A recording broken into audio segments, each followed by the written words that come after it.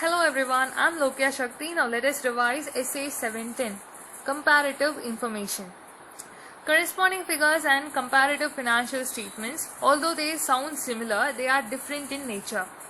Comparative informations are those that are included as an integral part of the current period's financial statements and are intended for a read-only basis, whereas a comparative financial statements are included for comparison with the financial statements of the current period. So what are the requirements to be done by the auditor with regards to these comparative information?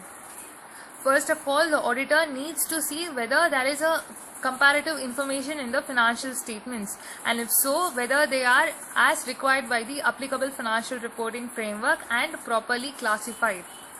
In order to evaluate this, the auditor shall see whether these comparative informations agrees with the amounts that are disclosed in the prior periods, and the accounting policies reflected in the comparative information are consistent with those that are applied in the current period, and if there is any changes, and whether those changes have been properly accounted and adequately disclosed.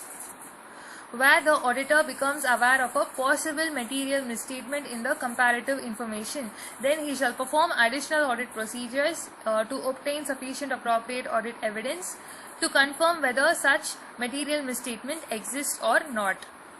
And in case where the prior period is also being audited by the auditor, then he shall follow the requirements of SA 560, that is subsequent events.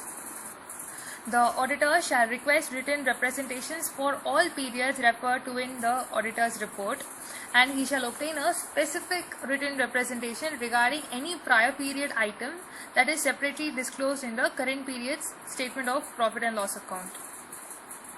So these are the procedures required to be followed. Next we move on to reporting. First let us see in case of corresponding figures. Generally, the auditor's report shall not include or shall not refer to the corresponding figures except in certain circumstances. The first one is where the prior period's report is a modified report and the matters that have given to such modification are still unresolved.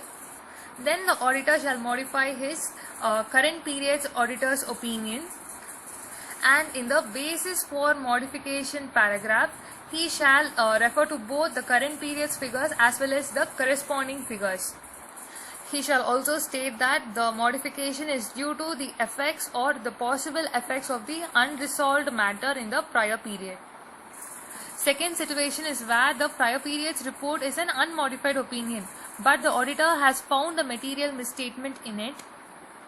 He shall first verify whether the misstatement has been dealt in accordance with the AFRF, and he shall express a qualified or an adverse opinion in the auditor's report regarding the current period's financial statement. So these are the two situations where the auditor would refer to the corresponding figures in his report. Next we move on to comparative financial statements.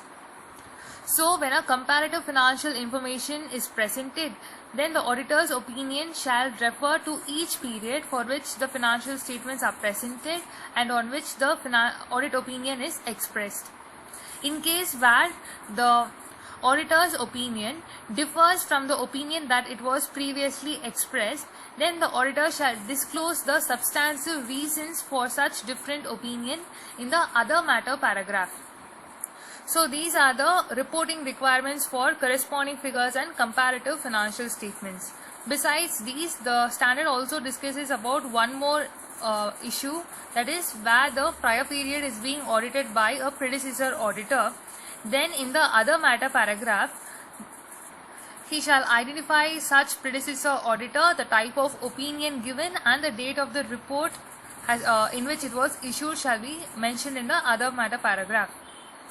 And in case where the prior period has not been audited, he shall state in the other matter paragraph that the prior period has not been audited.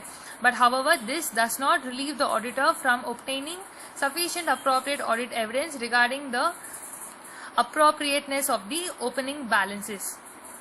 So these are the requirements to be done by the auditor in case of comparative informations.